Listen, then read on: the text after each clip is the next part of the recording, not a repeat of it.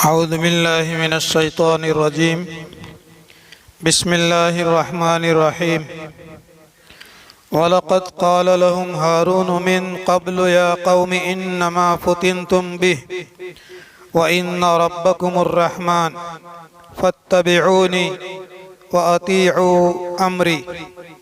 क़ालू लन नब्रह अलैहि आकिफ़ीन हत्ता यरजिअ इलैना मूसा क़ाल या हारून मा मनअक इज़ रअयतहुम ज़ल्लू अल्ला तत्तबिअनी अफ़असैत अम्री।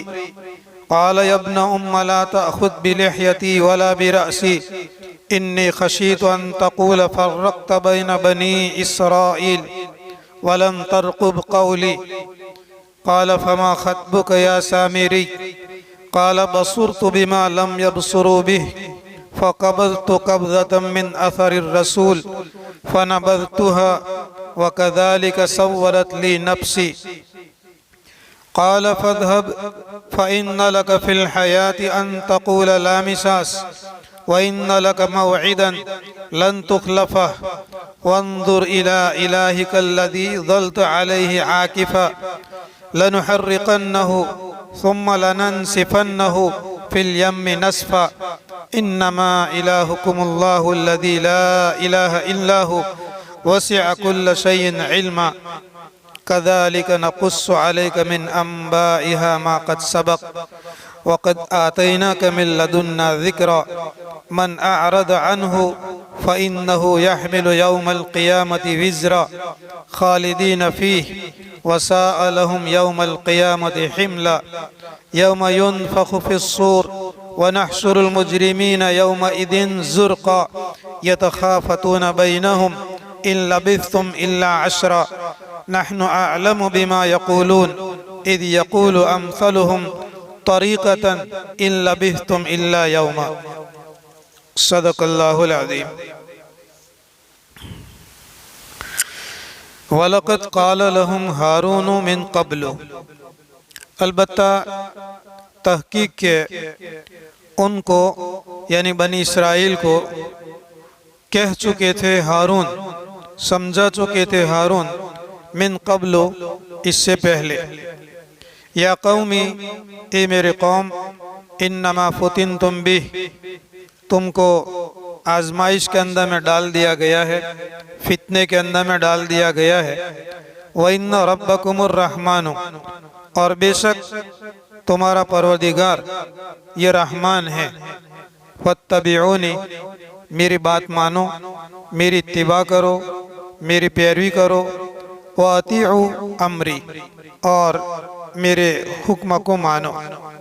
क़ालू लन नब्रह अलैहि आकिफ़ीन, बनी इसराइल ने कहा कि हम इस पर अड़े रहेंगे। हत्ता यरजिअ इलैना मूसा, यहाँ तक के मूसा अलैहिस्सलाम हमारे पास वापस आवे। हज़रत मूसा अलैहिस्सलाम को अल्लाह तबारक व तआला ने कोहे तूर पर बुलाया तौरात देने के लिए, और हारून अलैहिस्सलाम को भी अल्लाह तबारक व तआला ने रसूल बनाया था, नबी बनाया था। मूसा अलैहिस्सलाम की दुआ से अल्लाह ताला ने उनको भी नबूवत अता फरमाई थी। कोहे तूर पर जाने से पहले हज़रत मूसा अलैहिस्सलाम ने हारून अलैहिस्सलाम को अपनी कौम का नाइब बना दिया कि अब मैं कोहे तूर पर जा रहा हूँ तौरात लेने के लिए, तो तुम लोगों के अंदर में काम करना और इस्लाह करना और लोगों के दरमियान के अंदर में किसी किस्म का फितना फसाद बर्पा मत होने देना, और लोगों के अंदर में एक दूसरे के साथ इत्तेफाक से काम करना। ऐसी कुछ नसीहतें करके हज़रत मूसा अलैहिस्सलाम कोहे तूर के ऊपर में चले गए। अब दो बातें आती है। एक बात तो ये है, तफसीर के अंदर में दो रिवायतें आती है। एक रिवायत तो ये है कि मूसा अलैहिस्सलाम को जब अल्लाह तबारक व तआला ने कोहे तूर पर बुलाया तो जिब्रील अलैहिस्सलाम को भेजा था। इंसानी शक्ल के अंदर में आए और घोड़े के ऊपर में सवारी के साथ में कोहे तूर की तरफ जा रहे थे। बनी इसराइल और ख़ास करके जो सामरी था, ये भी जिब्रील अलैहिस्सलाम के घोड़े के पीछे पीछे ये लोग चल रहे थे। सामरी ने जैसा कि कहा, आगे आयत के अंदर में भी मौजूद है कि जो बात मैंने देखी वो बात लोगों ने नहीं देखी। इसका दो मतलब लिखा है। एक तो ये कि ये सामरी चूँकि जंगल के अंदर में उसकी माँ ने उसको छोड़ दिया था और उसकी परवरिश जिब्रील अलैहिस्सलाम ने की थी। जिब्रील अलैहिस्सलाम आते थे और उसके लिए दूध है और उसका खाने का इंतज़ाम वगैरह करते थे। तो ये सामरी जो है हज़रत जिब्रील अलैहिस्सलाम को पहचानता था। लोगों को मालूम नहीं पड़ा कि ये जो घोड़े के ऊपर में सवार है वो जिब्रील है, लेकिन इसने जिब्रील अलैहिस्सलाम को पहचान लिया। दूसरी बात ये लिखी कि ये जो घोड़ा था जिब्रील अलैहिस्सलाम का, ये खुश्क घास के ऊपर में जब अपना पाँव रखता था तो घास तर हो जाती थी, ताज़ा हो जाती थी, उग जाती थी।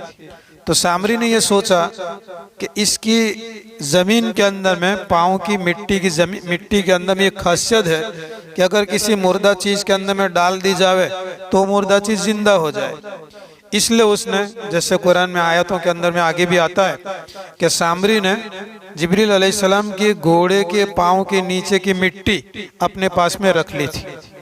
और मूसा अलैहिस्सलातु वस्सलाम जब चले गए कोहे तूर पर, उसके बाद में कल जैसा कि बताया था कि किप्तियों के जेवरात बनी इसराइलियों ने इस्तेमाल करने के लिए लिया था, ताकि लोगों को ये पता न चले, डाउट न चले कि ये लोग यहाँ से भागने वाले हैं। इस तरीके से उनके जेवरात भी थे। अब फिरौन और किप्ती लोग डूब गए बहरे कुलजुम के अंदर में, और आगे वाले जब पार पहुंच चुके तो मसला ये पैदा हुआ कि जो किप्तियों के जेवरात बनी इसराइलियों ने इस्तेमाल करने के लिए जो लिए हुए हैं उनको क्या करना चाहिए। अब वो तो डूब गए, वो तो ख़त्म हो गए। इस पर उलमाए किराम ने एक बात ये लिखी है, मुफस्सिरीन ने, कि होना तो ये चाहिए था कि वहाँ मिस्र को छोड़ने से पहले ये लोग बनी इसराइली किप्तियों के जेवरात, सोना चांदी के जो जेवर लिए थे उसको वापस कर देते। लेकिन अगर वापस कर देते तो फिरौन को और किप्तियों को पता चल जाता, इसलिए वापस नहीं किया। और आगे जाने के बाद में हजरत हारून अलैहिस्सलातु वस्सलाम इन्होंने लोगों को कहा कि खड्डा खोद करके इसको फेंक दो।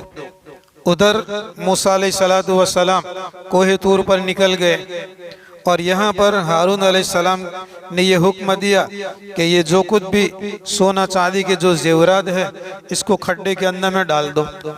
तो लोगों ने भी डाल दिया और सामरी के पास में जो था उसने भी डाल दिया। और अल्लाह तबारक व तआला का हुक्म ये हुआ कि मूसा अलैहिस्सलातु वस्सलाम को 30 दिन ठहरने के लिए वहाँ कहा गया या 40 दिन ठहरने के लिए कहा गया। और यहाँ पर मूसा अलैहिस्सलातु वस्सलाम जो हारून अलैहिस्सलाम को समझा करके गए थे कि कौम के अंदर में किसी किस्म का इख्तिलाफ ना हो, झगड़ा ना हो, आपस के अंदर में इस्लाह करके रखना। तो ये जो जेवरात थे जब खड्डे के अंदर में डाल दिए गए और उसके ऊपर में आग जला करके उसको पिघला दिया गया, लेकिन सामरी ने इसका फ़ायदा ये उठाया कि इसको बछड़े की शक्ल का बनाया और उसके बाद में हारून अलैहिस्सलाम से दुआ कराई। जैसा कि कल भी कहा था कि दुआ कराई थी कि तुम दुआ करो कि मेरे दिल के अंदर में जो बात है वो हो जाए। तो हारून अलैहिस्सलाम ने दुआ की। हारून अलैहिस्सलाम को नहीं मालूम था कि सामरी ने अपने दिल के अंदर में क्या दुआ कर रखी है। सामरी ने अपने दिल के अंदर में ये तमन्ना और दुआ कर रखी थी कि ये जो मिट्टी है इसको अगर मैं डालूं इस बछड़े के अंदर में तो ये बछड़ा जो है बोलता हो जावे। ये उसने दुआ कर रखी थी। हारून अलैहिस्सलाम ने दुआ की और उनकी दुआ के नतीजे के अंदर में वो मिट्टी सामरी ने जो है इस बछड़े के अंदर में डाली और इसकी वजह से वो बोलता हुआ हो गया। अब जब बछड़ा बोलता हो गया तो सामरी ने लोगों को कहा कि मूसा तो जो है कोहे तूर पर गए अल्लाह से मिलने के लिए और अल्लाह तो यहाँ आ गया, इसके अंदर में है। तो इसके अंदर में फिर 3 जमातें हो गई।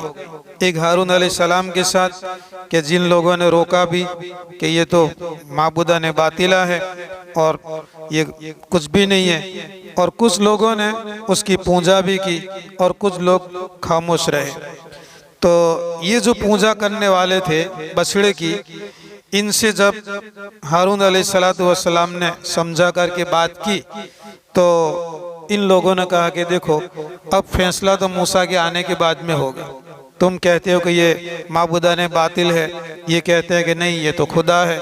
मूसा उधर तूर के ऊपर में गए और यहाँ खुदा आ गया। तो जब तक मूसा कोहे तूर पर से वापस नहीं आते वहाँ तक हम कोई फैसला नहीं करेंगे, हम इसकी इबादत करते रहेंगे, इसकी पूजा करते रहेंगे। तो बनी इसराइल ने जब तक मूसा अलैहिस्सलाम कोहे तूर पर से वापस नहीं आए 40 दिन तक वहाँ तक बछड़े की पूजा की और बछड़े की इबादत की। पहले सिपा पहले पारे के अंदर में इसका तस्कीरा है। यहूदियों का ये अकीदा है कि नहनु अबनाउल्लाहि व अहिब्बाउ, हम तो अल्लाह के बेटे हैं और अल्लाह के महबूब हैं। अल्लाह ताला हमको जहन्नम के अंदर में डालेगा नहीं, और अगर डालेगा तो ज़्यादा से ज़्यादा 40 दिन तक हमको जहन्नम के अंदर में डालेगा। क्यों 40 दिन डालेगा? इसलिए कि 40 दिन तक बछड़े की जो पूजा की थी उसके बदले के अंदर में 40 दिन अल्लाह ताला जहन्नम में डालेगा, फिर निकाल लेगा।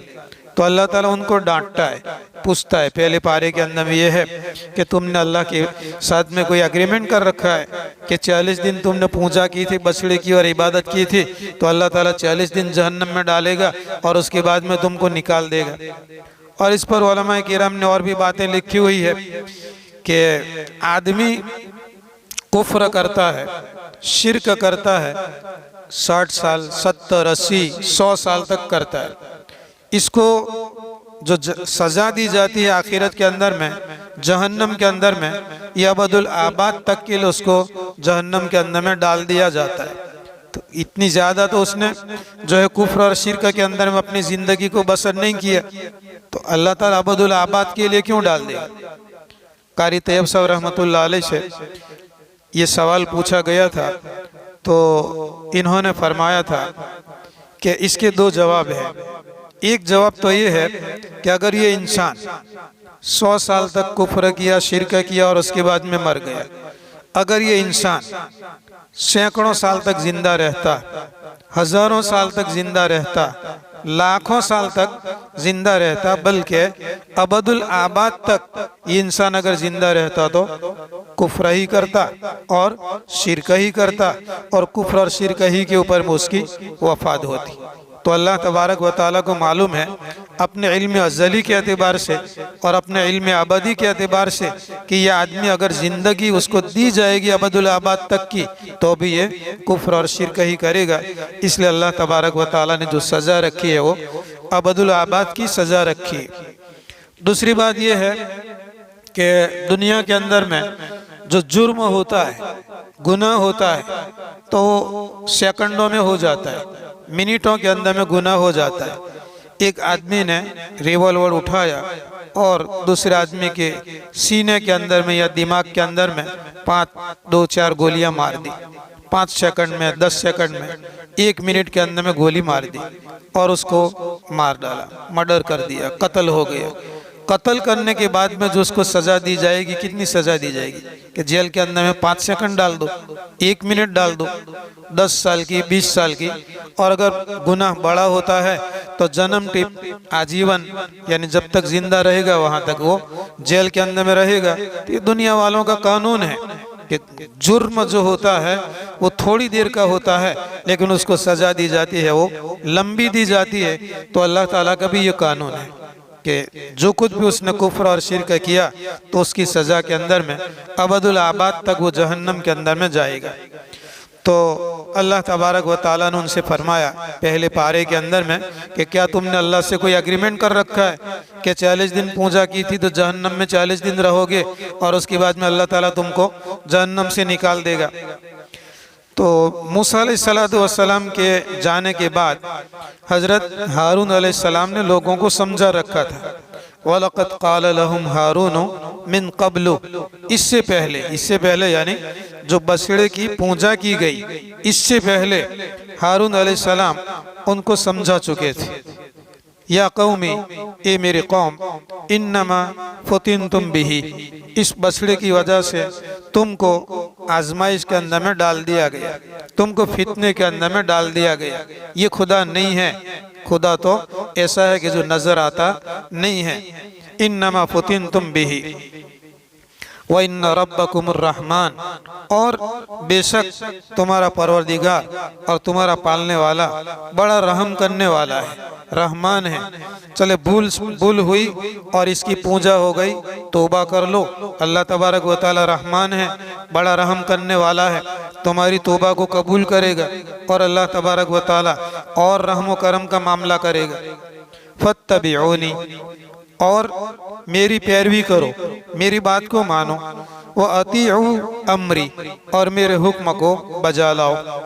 ये हारून अलैहिस्सलाम ने अपनी कौम को यूं समझाया था।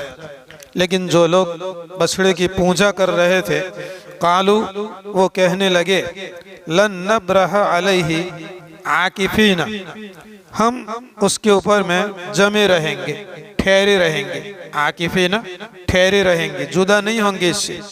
एतिकाफ को भी एतिकाफ इसीलिए कहा जाता है कि आदमी ठहरता है।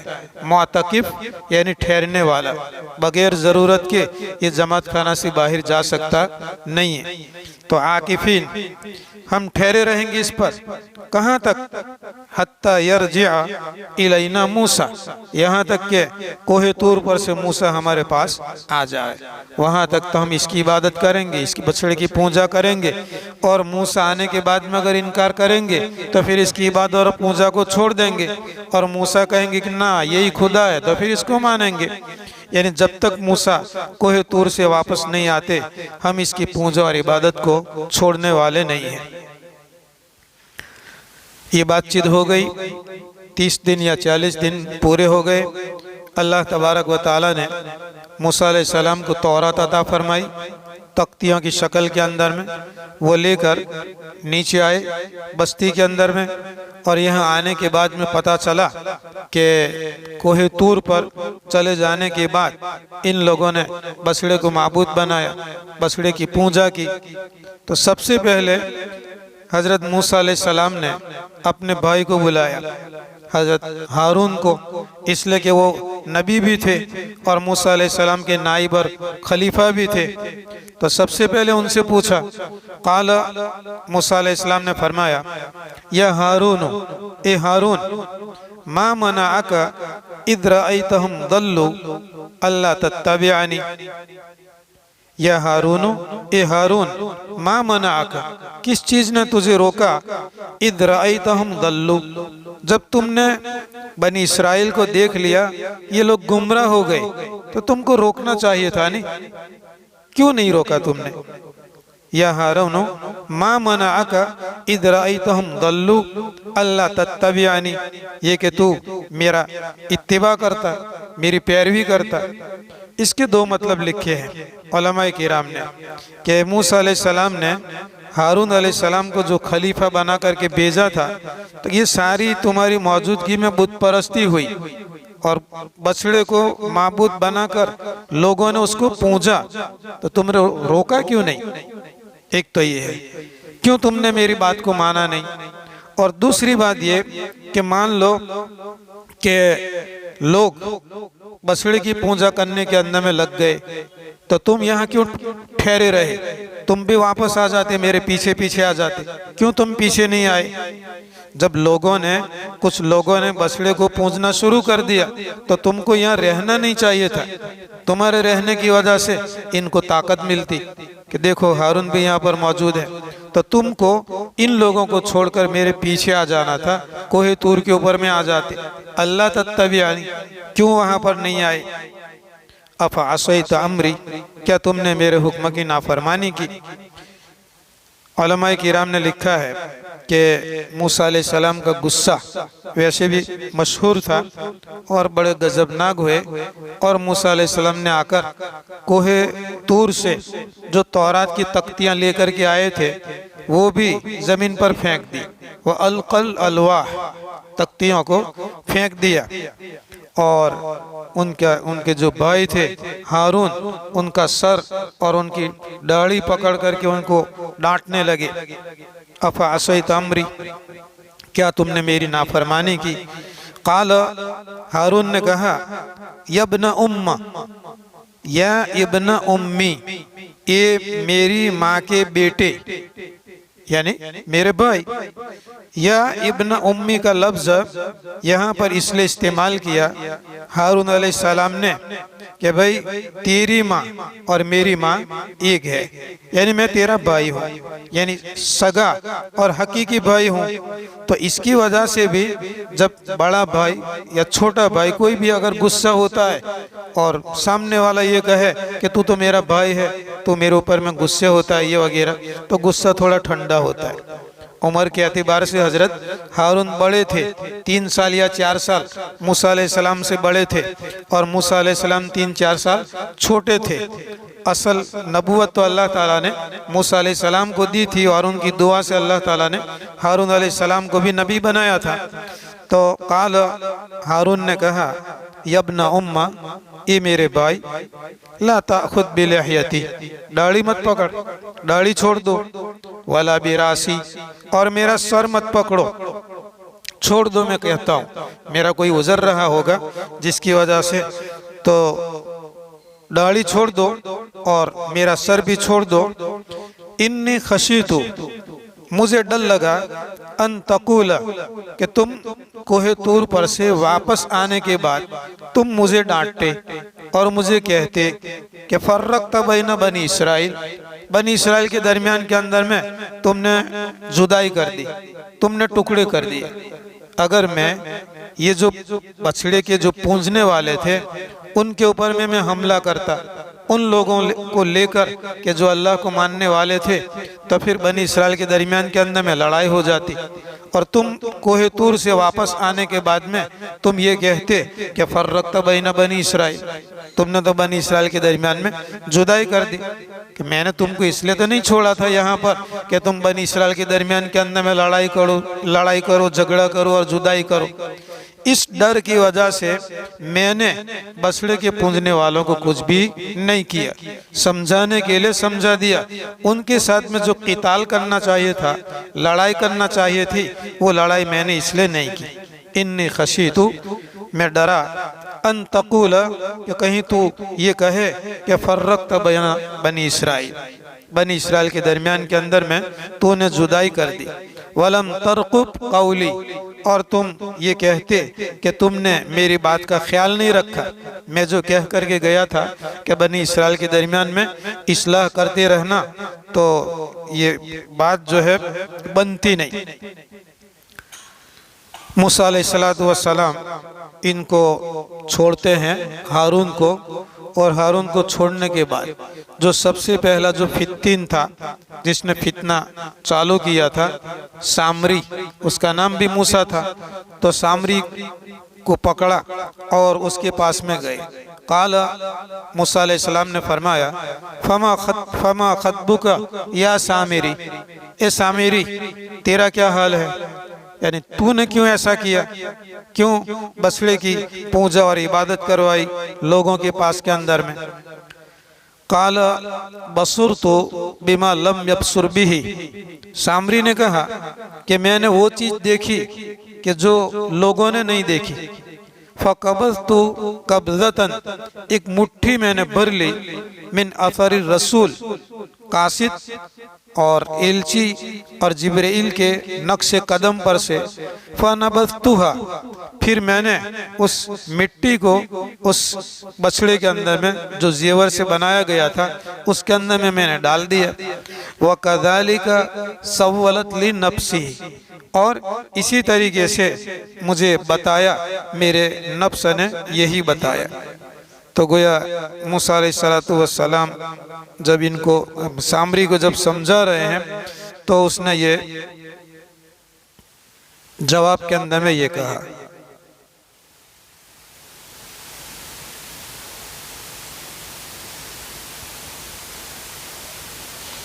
वकदालिका सव्वलत ली नफ्सी, मेरे नफ्स ने मुझे यही सलाह दी कि ऐसा करना चाहिए। तो गोया जो बछड़ा बनाया था जेवर का, उस जेवर के बछड़े के अंदर में इसी ने वो मिट्टी डाल दी उसके मुंह के अंदर में, जिसकी वजह से उसके अंदर में से आवाज आने लगी। अफरिर रसूल, रसूल से मुराद अल्लाह की रसूल नहीं, रसूल से मुराद यहाँ पर जिब्रील अलैहिस्सलाम है। तो फ़क़बज़्तु क़ब्ज़तम मिन अफ़रिर रसूल फ़नबज़्तुहा, मैंने फिर उसको डाला, फेंका। वकदालिका सव्वलत ली नफ्सी, और ऐसी ही सलाह और राय मुझको मेरे नफ्स ने दी। मुफस्सिरीन ने इस आयत के नीचे ये लिखा हुआ है कि इसका मंशा और मकसद क्या था। सामरी का बछड़े की पूजा करवा करके इसका मंशा और मकसद क्या था। इसका मंशा और मकसद ये था कि लोग मूसा अलैहिस्सलाम को और हारून को रसूल और नबी होने की हैसियत से मानते हैं और उन्हीं की बात को फॉलो करते हैं, इत्तिबा और पैरवी करते हैं। तो मैं ये चाहता हूँ कि मैं ऐसा कोई काम करूँ कि सारे लोग मेरी तरफ मुतवज्जे हो जाए, लोग मुझे अपना बड़ा बनावे और मैं लोगों का बड़ा बन जाऊं। और नाउज़ुबिल्लाह ये मूसा और हारून जिस दीन को और इस्लाम को लेकर के आए हैं, इनकी तरफ लोगों का रुझान न हो और लोगों का रुजू न हो और सारे लोगों का रुझान मेरी तरफ हो जाए। अब इस बात को मुफस्सिरीन की जो लिखी हुई इसको ध्यान में रखो और फिर तर्जुमा देखो। काला, मूसा अलैहिस्सलाम ने सामरी से कहा, फज़हब, जाओ, फ़इन्न लका फ़िल हयात, बेशक तेरे लिए जिंदगी के अंदर में ये अदब होगा, अन तक़ूल लामिसास, कि तू लोगों को कहता फिरेगा लामिसास, मुझे छूना नहीं, मुझे टच मत करना, मुझे पकड़ना नहीं। देखो, अब मनसा ये था सामरी का कि सारे लोग उसके पीछे पीछे पड़े और ये लोगों का बड़ा बन करके रहे और मूसा अलैहिस्सलाम और हारून से भी बड़ा बन करके रहे। इसका मनसा और मकसद ये था। अल्लाह तबारक व तआला ने इसकी सज़ा के अंदर में मूसा अलैहिस्सलाम की ज़बान से ये जुमला निकाला, क़ाल फ़ज़हब, मूसा ने कहा कि जाओ, फ़इन्न लका फ़िल हयाती, बेशक तेरे लिए जिंदगी के अंदर में ये होगा, अन तक़ूल, तू कहता फिरेगा लामिसास, पकड़ना नहीं, छूना नहीं। अच्छा, क्या होता था इस दुआ के नतीजे के अंदर? ये सामरी अगर किसी को पकड़े, किसी को छुए तो उसको बुखार चढ़ जाए, सामरी को बुखार चढ़ जाए किसी को पकड़ने से, और अगर कोई उसको पकड़े तो भी इसको बुखार चढ़ जाए। इसलिए लोगों से भटका हुआ और बिदका हुआ दूर दूर रहता था। कोई भी आदमी मिले थे कि देख ठीक है बातचीत कर लेते हैं, लेकिन मेरे को पकड़ना नहीं है, मेरे को छूना नहीं। कोई उसको छुए तो भी इसको बुखार चढ़े और ये किसी को छुए तो भी उसको बुखार चढ़ जाता था। उसका मंशर मकसद ये था कि लोगों के दरमियान के अंदर में बड़ा बन करके रहता तो जंगल के अंदर में जाना पड़ा, जंगल में चला गया और दरिंदों और जानवरों की तरह उसने जिंदगी बसर की। बस्ती के अंदर में कोई भी अगर भूल से भी अगर उसको छू लेता था तो उसकी वजह से उसको बुखार चढ़ जाता था। क़ाल, मूसा अलैहिस्सलाम ने फरमाया, फ़ज़हब फ़इन्न लका फ़िल हयाती अन तक़ूल लामिसास, कि तू जा, तू दुनियावी ज़िंदगी के अंदर में यही कहता रहेगा कि मुझे छुओ मत। अब आखिरत का जो आज़ाब है वो तो अलग है। वइन्न लका मौइदन लन तुखलफ़ा, और बेशक तेरे लिए एक वादा है कि उस वादा का खिलाफ नहीं किया जाएगा।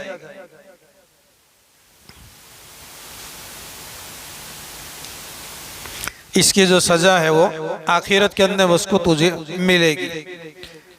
वंदुर इला इलाहिक, मूसा अलैहिस्सलाम ने सामरी को कहा कि वंदुर इला इलाहिक, ये जिसको तूने माबूद बनाया बछड़ा, उसको देखो। अल्लज़ी ज़ल्ता अलैहि आकिफा, जिसके ऊपर में तुम पूजा करते हुए पड़ा रहा।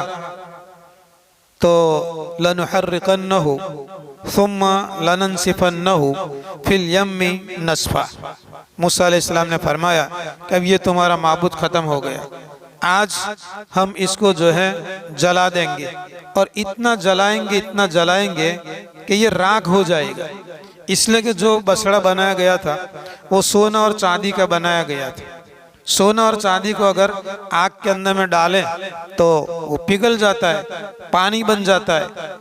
अल्लाह ताला यहाँ पर फरमाते हैं मूसा अलैहिस्सलाम की ज़बानी कि लनुहर्रिकन्नहु, इतना जलाएंगे कि वो राख बन जाएगा। सुम्मा लननसिफन्नहु फिल यम्मी, और फिर उसको समंदर के अंदर में फेंक देंगे। नस्फन, फेंक देना, ये है तो तेरा माबूद के पानी के अंदर में बह जाएगा। फिर मूसा अलैहिस्सलाम ने फरमाया कि इन्नमा इलाहुकुमुल्लाहुल्लज़ी ला इलाहा इल्लाहु, यकीनन तुम्हारा माबूद ये तो अल्लाह है, अल्लज़ी ला इलाहा इल्लाहु, जिसके अलावा कोई माबूद नहीं है और इबादत के कोई लायक नहीं है।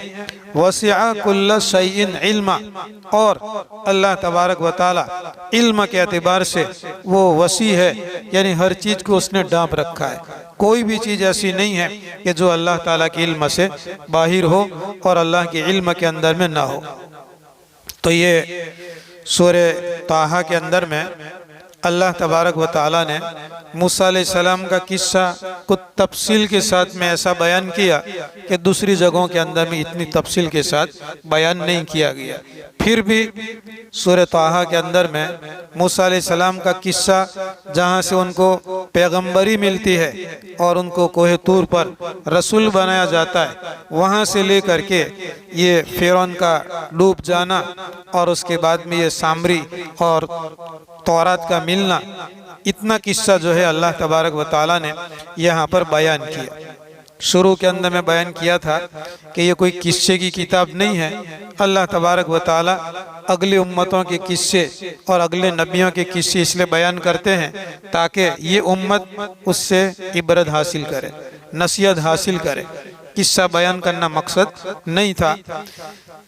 अब बनी इसराइल को जो फ़िरौन की तरफ से, किप्तियों की तरफ से जो सताया गया, ये जो किस्से हैं ये पूरे कुरान के अंदर में थोड़े थोड़े कहीं कहीं अल्लाह तबारक व तआला ने जिक्र कर दिए हैं। किस तौर पर अल्लाह ताला ने उनको, ये फ़िरौन किप्तियों ने उनको सताया, और इसके नतीजे के अंदर में किप्तियों के ऊपर में जो अज़ाब आए उनका भी तज़किरा अल्लाह तबारक व तआला ने अलग अलग जगहों के अंदर में जिक्र फरमाया।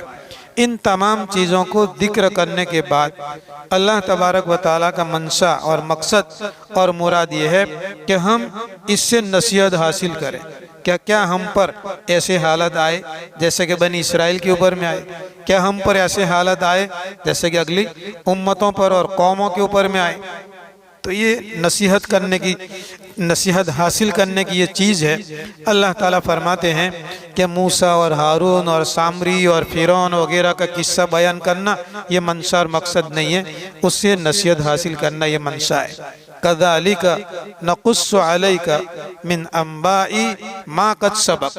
अब अल्लाह ताला नबी करीम सल्लल्लाहु अलैहि वसल्लम को फरमाते, कज़ालिका नक़ुस्सु अलैक, ऐसे हम आपके सामने किस्से बयान करते हैं, मिन अंबाई मा क़द सबक़, जो आगे लोग गुजर चुके इनकी खबरों के किस्से हम आपके सामने बयान करते हैं।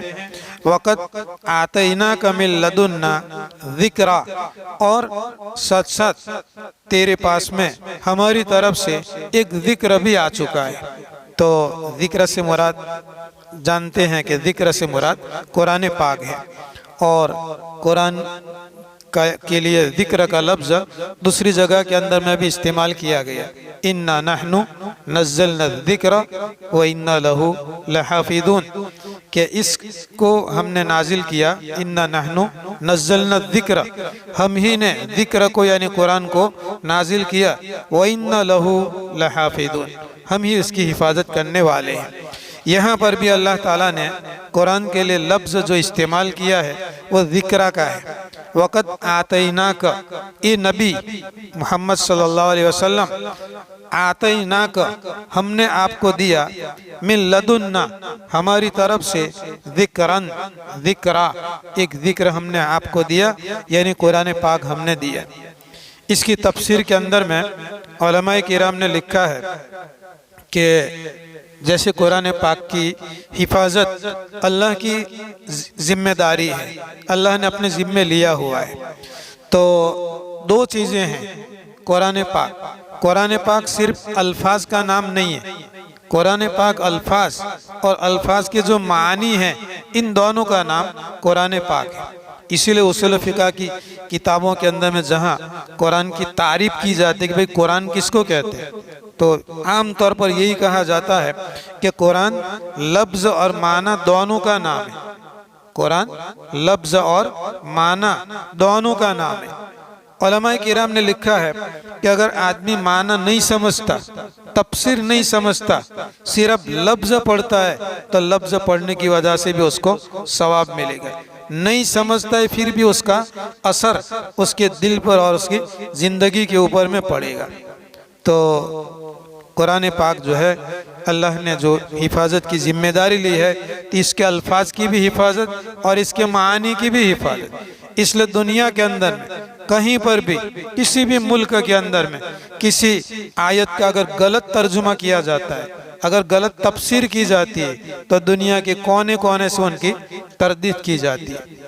बीच के अंदर में आया था नहीं, जिहाद की आयतों को निकालना है, और एक मुल्क के अंदर में जिहाद की आयतों को निकाल कर कुरान शाया भी किया गया था, छापा गया था कुरान, जिहाद की आयतों को निकाल दिया। क्या हुआ उनका अंजाम आपके सामने है।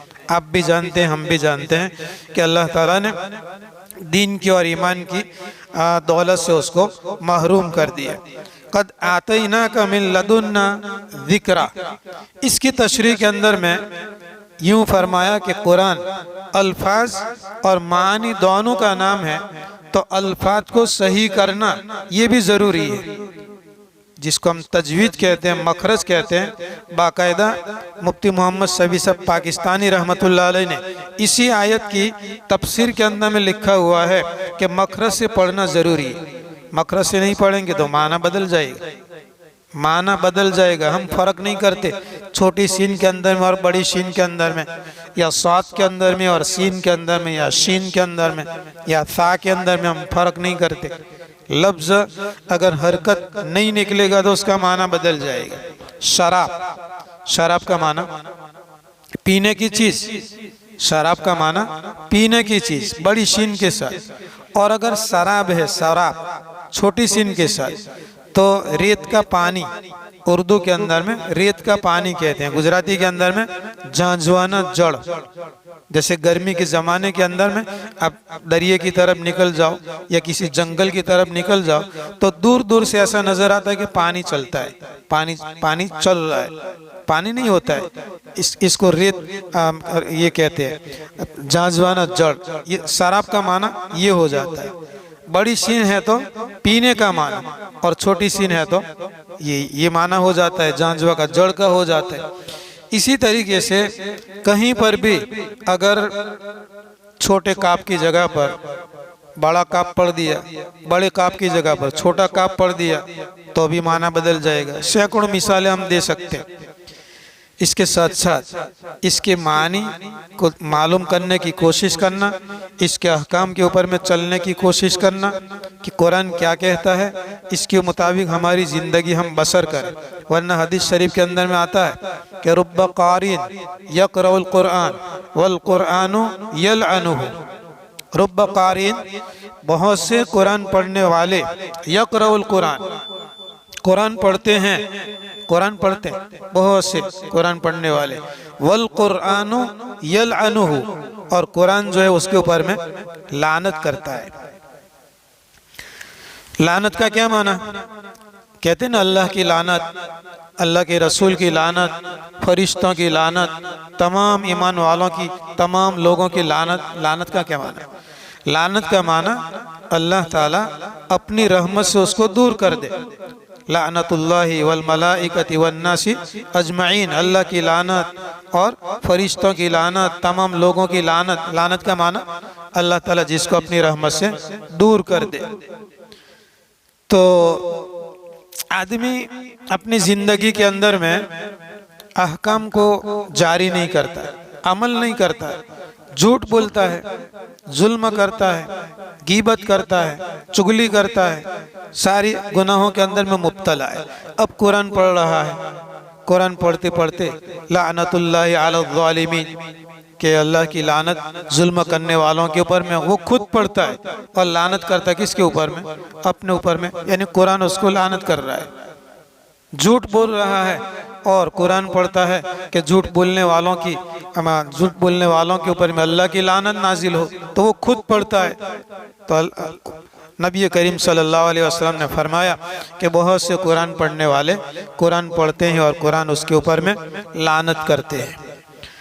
फिर अल्लाह ताला एक आम बात बयान फरमाते हैं कि मन आरद अन्हु, जो इस जिक्र से एराज करे, एराज करे यानी मुंह फिर ले, हट जावे, उसके ऊपर में अमल न करे, रूगर्दानी करे, फ़इन्नहु यहमिलु यौमल क़ियामति विज़रा, तो कुरान से एराज करने वाला, कुरान को छोड़ने वाला, बेरुखी करने वाला, ये उठाएगा क़यामत के दिन विज़रा। विज़रन का माना बोझ। अभी थोड़े दिन पहले भी आया था नहीं, ला तज़िरु वाज़िरतुन विज़रा उख़रा। विज़रा, विज़रा यानी बोझ उठाएगा जो कुरान से एराज करेगा। तो खालिदीन फी, और उस बोझ के अंदर में हमेशा वो रहेगा। वसाअलहुम यौमल क़ियामति हिमला, और उनके लिए बहुत ही बुरा है क़यामत के दिन इस बोझ को उठाना। यानी ये जो बोझ है ये उठाएगा उसको, क़यामत के दिन बोझ उठाने की हालत के अंदर में रहेगा। और जिस तरीके से कुरान पाक की फजीलत है कि भाई एक हाफिज कुरान 10 आदमियों को अपने ख़ानदान के जिनके ऊपर में जहन्नम वाजिब हो चुकी होगी, उनकी सिफारिश और शफाअत करेंगे तो अल्लाह ताला इस हाफिज कुरान की शफाअत और सिफारिश की वजह से उन 10 लोगों को जन्नत के अंदर में अल्लाह ताला दाखिल फरमाएंगे। तो जिस तरीके से ये फजीलत है, इस तरीके से वाइद भी है। सिर्फ वादे नहीं, वादे के साथ साथ में वाइदे भी है। ये कुरान जो सिफारिश करने वाला है, यही कुरान हमारे खिलाफ ऑपोजिट के अंदर में अल्लाह तबारक व ताला से दावा करेगा। वक़ाल रसूलु या रब्बी इन्न कौम इत्तखदू हादल कुरान महजूरा। नबी करीम सल्लल्लाहु अलैहि वसल्लम जो शफाअत करने वाले हैं, सिफारिश करने वाले हैं, वो खुद हमारे खिलाफ के अंदर में दावा करेंगे। वक़ाल रसूलु, रसूल कहेंगे या रब्बी, ई मेरे परवरदिगार, इन्न कौमी इत्तखदू हादल कुरान महजूरा, मेरी कौम ने और मेरी उम्मत ने इस कुरान को छोड़ रखा था। छोड़ रखने का मतलब ये या तो तिलावत नहीं करते थे, या इसको सही माने के अंदर में पढ़ने की कोशिश नहीं करते थे, या ये कि इसको जानते नहीं थे, या जानते थे लेकिन इसके ऊपर में अमल नहीं करते थे। कुरान को छोड़ने के बहुत से माने और मतलब होते हैं। तो अल्लाह तबारक व ताला ने इनका तज़किरा फरमाया, यौम युनफ़ख़ु फ़िस्सूर, जिस दिन सूर के अंदर में फूंका जाएगा, यानी क़यामत के दिन। ये सिंह की शक्ल का ये सूर है जो फरिश्ते ने अपने मुंह के अंदर में लिए हुए हैं, और अर्श इलाही के सामने अल्लाह तबारक व ताला का हुक्म का इंतज़ार करते हैं। फरिश्तों को न खाना, न पीना, न सोना, न भूख, न प्यास, कुछ भी नहीं। ला यासून अल्लाह मा अमरहुम व यफ़अलून मा युमरून, अल्लाह की नाफरमानी नहीं करते, अल्लाह की तरफ से जो हुक्म दिया जाता है उसको बजा लाते हैं। तो सूर फूंकने वाला फरिश्ता इंतज़ार के अंदर में खड़ा है कि बारी ताला का हुक्म हो और मैं सूर फूंक दूं। यौमा युनफ़ख़ु फ़िस्सूर, जिस दिन सूर के अंदर में फूंका जाएगा। व नहशुरुल मुजरिमीना, और हम जमा करेंगे मुजरिमीन को, गुनहगारों को, यौमइदिन, उस दिन, जुर्का, उनकी आंखें नीली होगी, उदी, ब्लू, नीली आंखें होगी। नीली आंखों की हालत के अंदर में गुनहगारों को हम जमा करेंगे। किसी भी गुनहगारों में से किसी की भी हिम्मत नहीं होगी बातचीत करने की। यतखाफतून बैनहुम, आपस के अंदर में चुपके से, आहिस्ता से ये गुनहगार आपस में बातें करते होंगे। इन लबिथुम इल्ला अशरा, तुम तो 10 दिन ठहर करके आए। आदमी की जिंदगी मरने के बाद से लेकर के कयामत तक, ये पूरी जो जिंदगी है, जब ये मैदान हश्र के अंदर में जब उसको लाया जाएगा तो आपस में यूं बातें करेंगे कि ऐसा लगता है कि हम 10 दिन रह करके आए। दुनिया में 10 दिन रह करके आए, यानी पूरी दुनिया की जिंदगी 10 दिन की लगेगी। यह मरने के बाद से लेकर के कयामत तक की जो जिंदगी है, जितने भी सैकड़ों हजारों साल की गुजरी, ये आपस के अंदर में कहेंगे कि 10 दिन हम ठहर करके आए। नहनु अअलमु बिमा यक़ूलून इद यक़ूलु अमसलुहुम तरीक़तन इन लबिथुम इल्ला यौमा। तो आपस में तो ये लोग बात करेंगे तो कहेंगे कि 10 दिन ठहरे, और 10 दिन ठहरने के बाद में हम यहाँ पर आ गए। नहनु आलमु, अल्लाह ताला फरमाते हैं, नहनु आलमु, हम खूब जानते हैं। क्या खूब जानते हैं? बिमा यक़ूलून, ये जो कुछ भी आपस में बातें करते हैं कि 10 दिन ठहरे, 10 दिन ठहर करके आ गए। इद यक़ूलु अमसलुहुम तरीक़तन, इन लोगों के अंदर में जो रास्ता चलने के एतबार से बहुत अच्छा था, वो यूं कहेगा, इन लबिथुम इल्ला यौमन, तुम तो 10 दिन भी नहीं ठहरे, एक ही दिन ठहरे।